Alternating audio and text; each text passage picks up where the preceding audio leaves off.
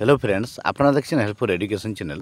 বন্ধুরা, শিক্ষকদের ট্রান্সফারের জন্য উচ্চশ্রী পোর্টাল আবার চালু হতে চলেছে। তো আমাদের এখন জানা আছে যে 31শে ডিসেম্বর পর্যন্ত যে উচ্চশ্রী পোর্টাল বন্ধ থাকার কথা, কিন্তু দেখা যাচ্ছে যে সংবাদ মাধ্যমে যে প্রকাশিত হয়েছে খবরটি, উচ্চশ্রী পোর্টাল আবার চালু হতে চলেছে।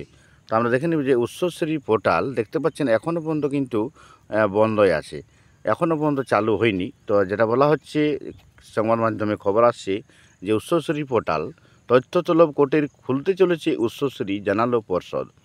তো এটা শিক্ষকদের জন্য খুবই সুখবর, যদি সত্যি হয়ে যায়, বাস্তবে পরিণত হয়। দীর্ঘদিন বন্ধ রয়েছে রাজ্যের উচ্চশ্রী পোর্টাল, যার মাধ্যমে শিক্ষক শিক্ষিকারা অনলাইনে বদলির আবেদন জানাতে পারতেন, কিন্তু পোর্টাল বন্ধ থাকার কারণে শিক্ষক শিক্ষিকাদের বদলির প্রক্রিয়াও বন্ধ রয়েছে। খুব শীঘ্রই এই উচ্চশ্রী পোর্টাল খুলে দেওয়া হবে বলে সোমবার আদালতে জানিয়েছে প্রাথমিক শিক্ষা পর্ষদ। তবে কবে নাগাদ খুলতে পারে উচ্চশ্রী পোর্টাল, তা জানতে চেয়ে এবার রাজ্যের কাছে সেই তথ্য তলব করেছে কলকাতা হাইকোর্ট। আগস্ট মাসে ফের মামলার শুনানি। আগেই প্রাথমিক শিক্ষকদের বদলির আবেদন অফলাইনে করা যাবে বলে নির্দেশ দিয়েছিল হাইকোর্ট, কিন্তু প্রাথমিক ছাড়াও বাকিদের ক্ষেত্রে বদলি নিয়ে কোনো সিদ্ধান্ত হয়নি। সোমবার তেমনই একটি বদলি সংক্রান্ত মামলায় প্রাথমিক শিক্ষা পর্ষদের আইনজীবী জানান, অফলাইনে বহু বদলি সংক্রান্ত আবেদন জমা পড়েছে, সেগুলি কার্যকর করতে একাধিক তথ্য প্রয়োজন। ওই তথ্য না পেলে বদলির আবেদন কার্যকর করা অসম্ভব। সে কারণে উচ্চশ্রী পোর্টাল খুলে দেওয়ার জন্য রাজ্যের কাছে আবেদন জানিয়েছে পর্ষদ, কিন্তু সেই আবেদনের প্রেক্ষিতে রাজ্যের তরফে এখনও কোনো জবাব মেলেনি।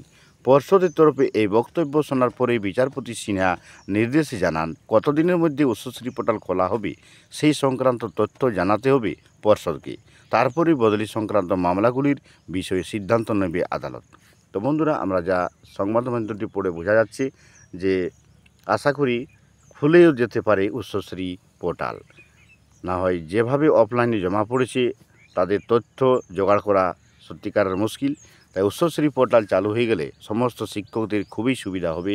যারা দূরে, নিজের জেলা থেকে দূরের ডিস্ট্রিক্টে বা একই জেলায় দূরে চাকরি করছেন, তাদের পক্ষে বাড়ি ফিরে আসা খুব সহজ হয়ে যাবে।